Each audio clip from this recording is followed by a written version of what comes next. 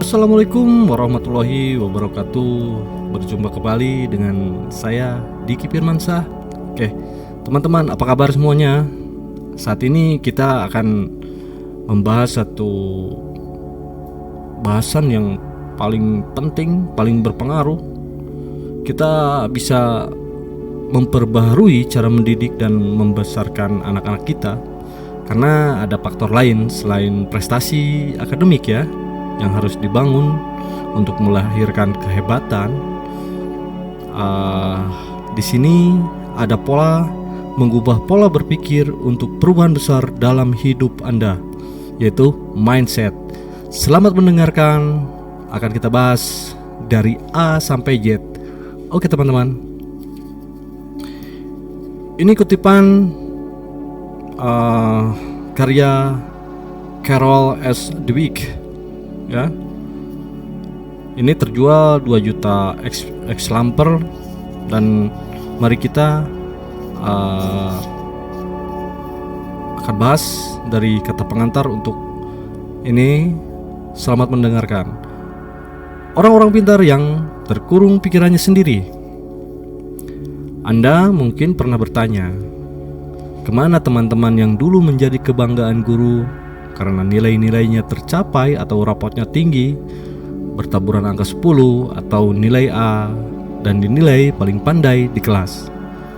Kebanyakan kita pasti pernah menduga kelak mereka lah yang akan mewarnai kehidupan, menjadi ilmuwan yang sering dikutip di publik, menjadi insinyur yang hebat, menjadi dokter spesialis ternama, menjadi pengusaha besar, hakim agung, dan seterusnya. Namun dalam kehidupan, di sini dan dimanapun, ternyata kita sering kecewa karena yang muncul sebagian penerima penghargaan di dunia ternyata bukan teman-teman kecil kita yang hebat itu ya, melainkan sebaliknya, ya mereka yang dulu sekolahnya justru mengalami berbagai kesulitan. Tidak sedikit menjadi penerima hadiah Nobel mengaku bahwa masa kecilnya dilalui dengan penuh rintangan. Bahkan Albert Einstein pernah dianggap idiot, dan penemu besar sepanjang sejarah Thomas Alva Edison dikeluarkan dari sekolah. Sebagian studi belakangan ini mulai berani menunjukkan bahwa yang sering muncul di media massa, menjadi ilmuwan terkenal, seniman berpengaruh, ekonom terkemuka, atau bahkan menjadi CEO berprestasi, ternyata sebagian besar dulunya bukan siswa yang tercerdas. Ini tentu bukan omong kosong.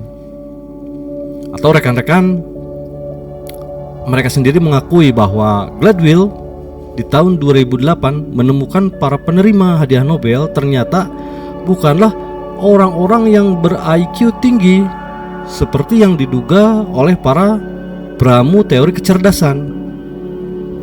Itu ya. Belum lama ini FBI menemukan relasi yang pernah dikeluarkan terkait mendiang Steve Jobs. Di lembaran ada catatan tertulis ia hanya memiliki indeks prestasi kumulatif 2,65 pada saat duduk di tingkat SLTA atau SMA sekarang ya.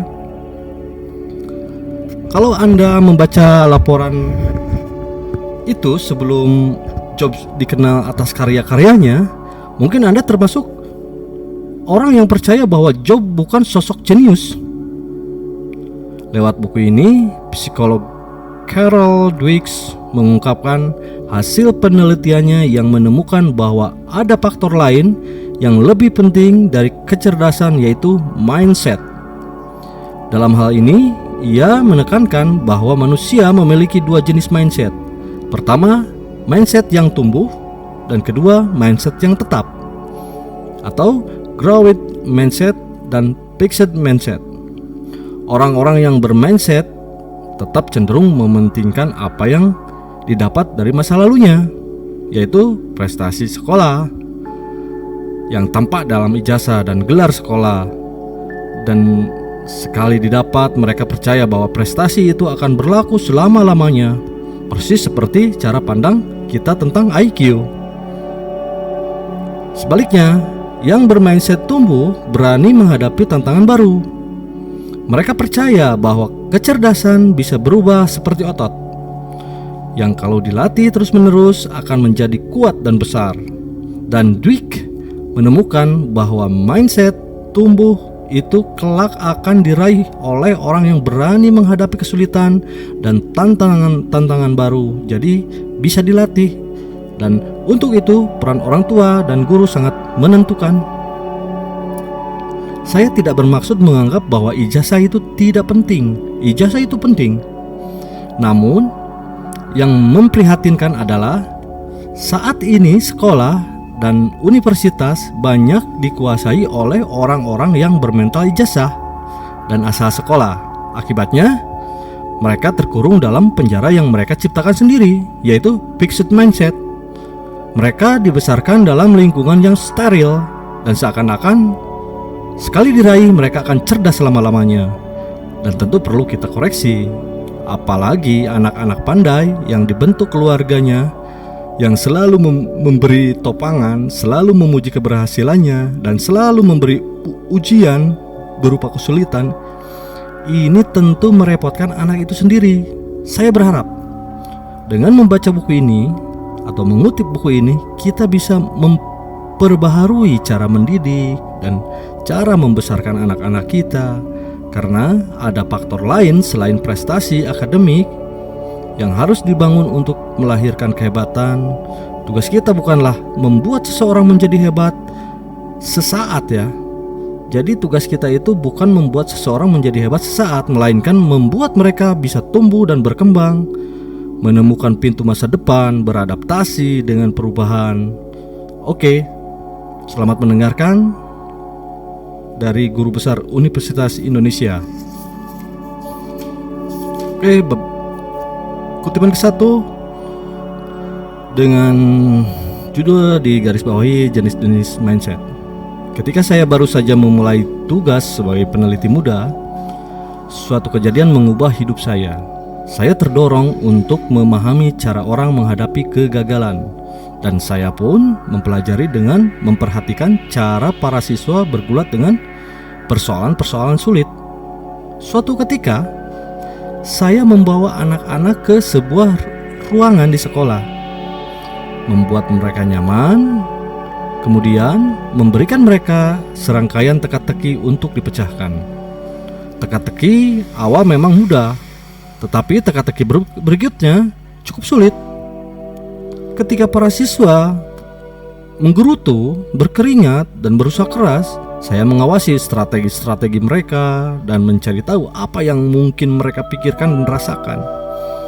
Saya berharap ada perbedaan cara mereka menghadapi kesulitan, tetapi saya menyaksikan sesuatu yang tak pernah saya sangka-sangka.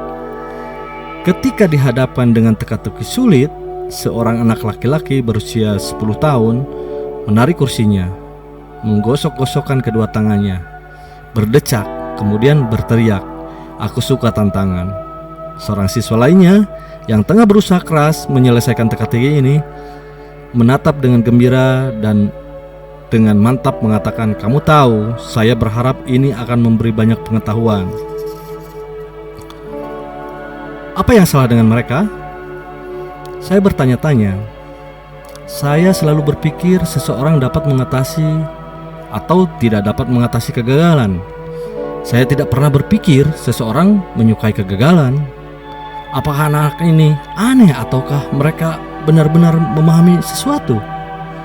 Setiap orang memiliki teladan, role model, seseorang yang menunjukkan jalan pada saat terpenting dalam hidupnya. Anak-anak ini adalah teladan saya. Jelas sekali, mereka mengetahui sesuatu yang tidak saya ketahui, dan saya bertekad untuk mencari jawabannya agar dapat memahami jika mindset atau pola pikir yang dapat mengubah kegagalan menjadi karunia. Apa yang mereka ketahui? Mereka tahu bahwa sifat-sifat manusia, semisal kecakapan intelektual, dapat dikembangkan melalui upaya tertentu. Dan itulah yang mereka lakukan juga ya. Menjadi lebih cerdas, bukan hanya tidak takut gagal, mereka bahkan tidak menganggap diri mereka gagal. Mereka menganggap diri mereka sedang belajar. Di sisi lain, saya menganggap bahwa sifat-sifat manusia sudah ditetapkan. Anda cerdas atau tidak, dan gagal berarti Anda tidak cerdas. Sederhana saja, jika Anda dapat meraih kesuksesan dan menghindari kegagalan betapapun sulitnya, Anda adalah orang yang cerdas.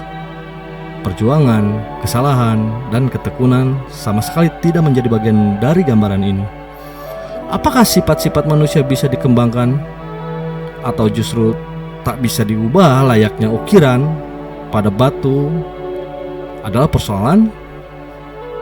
Lah, mana kiranya keyakinan-keyakinan ini yang bermakna baru bagi Anda? Jika kecerdasan atau kepribadian Anda adalah sesuatu yang dapat Anda kembangkan, apa konsekuensinya? Jika merupakan sifat bawaan yang cenderung tetap, apa konsekuensinya? Pertama-tama, mari kita tengok perdebatan lama yang sangat sengit tentang watak manusia. Kemudian kembali ke pertanyaan, apa arti hal bagi Anda? Faktor terpenting yang menentukan bagaimana seseorang mencapai keahlian tertentu bukanlah kemampuan yang sudah melekat sebelumnya, melainkan usaha keras dengan maksud yang jelas. Nah, kutipan selanjutnya, mengapa manusia berbeda-beda? Sejak semula, manusia berpikir secara berbeda, bertindak secara berbeda, dan menjalani hidup secara berbeda juga. Tentu akan ada orang yang bertanya, mengapa manusia berbeda-beda? Mengapa sebagian orang lebih cerdas atau lebih bermoral? Dan apakah ada sesuatu yang membuat mereka berbeda? Karena secara permanen, para ahli umumnya berbagi dua buku. Sebagian menegaskan bahwa perbedaan-perbedaan ini dilandasi adanya perbedaan secara fisik dan tak terhindarkan dan tak bisa diubah.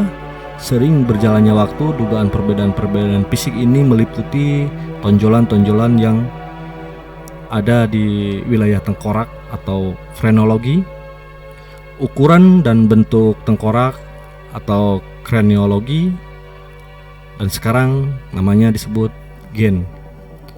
Dan ahli lainnya menyebutkan perbedaan-perbedaan kuat ini karena latar belakang, pengalaman, pelatihan, atau cara belajar manusia. Mungkin Anda terkejut jika mengetahui bahwa tokoh utama pandangan ini adalah Alfred Binet, pencipta tes IQ. Bukankah tes IQ yang dimaksud ini untuk mengikhtiarkan kecerdasan anak-anak yang tak bisa diubah? Sebenarnya tidak. Binet, orang Prancis yang bekerja di Paris pada awal abad ke-20, merancang tes ini untuk mengidentifikasi anak-anak yang sedemikian kurang pendapat manfaat dari sekolah-sekolah umum, tentunya di Paris, sehingga program-program pendidikan baru dapat dirancang untuk mengembalikan mereka pada tujuan semula. Binet tak menyangkal ada perbedaan individual pada intelek kemampuan mental anak-anak itu, tapi dia percaya bahwa pendidikan dan pelatihan dapat diubah intelijensi manusia secara mendasar. Maka kita simak kutipan dari salah satu buku terpenting modern, Idea About Children, yang melukiskan upayanya bersama ratusan anak yang mengalami berbagai kesulitan belajar. Beberapa filsuf modern menegaskan bahwa intelijensi individu adalah kuantitas yang tetap, kuantitas yang tak bisa ditingkatkan. Kita harus memproses dan bereaksi melawan pesimisme brutal ini dengan praktik, latihan, dan yang terpenting metode yang tepat. Kita dapat meningkatkan perhatian, memori, penilaian kita, dan tentu saja menjadi lebih cerdas daripada sebelumnya. Siapakah yang benar dari kutipan di atas? Saat ini sebagian besar pakar sepakat bahwa kecerdasan bukanlah ini atau itu. Itu bukanlah sifat bawaan atau natural, atau hasil binaan, natur, atau gen, atau lingkungan. Dari konsepsi ini ada proses memberi dan menerima yang terus berlangsung di antara keduanya. Sebagaimana dikatakan ahli saraf yang terkemuka Gilbert Gottfried, gen dan lingkungan sebenarnya tidak sekedar bekerja sama seiring dengan perkembangan kita, tetapi gen juga membutuhkan masukan dari lingkungan untuk mendapat bekerja secara tepat. Pada saat yang sama, para ilmuwan mempelajari bahwa manusia memiliki kemampuan yang lebih untuk belajar seumur hidup dan mengembangkan otak mereka daripada yang mereka kira selama ini. Tentu saja, setiap orang memiliki anugerah genetik yang unik. Manusia mungkin memulai dengan temperamen, bakat, dan berbeda. Ya, tentu berbeda-beda. Tetapi jelas bahwa pengalaman, latihan, dan upaya personal menentukan jalan mereka selanjutnya. Guru intelijensi mutakhir Robert Sternberg menulis bahwa faktor terpenting yang menentukan bagaimana seorang mencapai keahlian tertentu bukanlah kemampuan yang sudah melekat sebelumnya ya, melainkan usaha keras dengan maksud yang jelas, atau sebagaimana diakui pendahulunya Binet, orang yang pada awalnya paling cerdas tidak selalu menjadi yang paling cerdas pada akhirnya. Begitu teman-teman. Oke, untuk chapter 1 saya cukupkan sekian, dan nanti kita sambung untuk chapter 2 untuk bahasan apa arti semua ini, dua jenis mindset ini.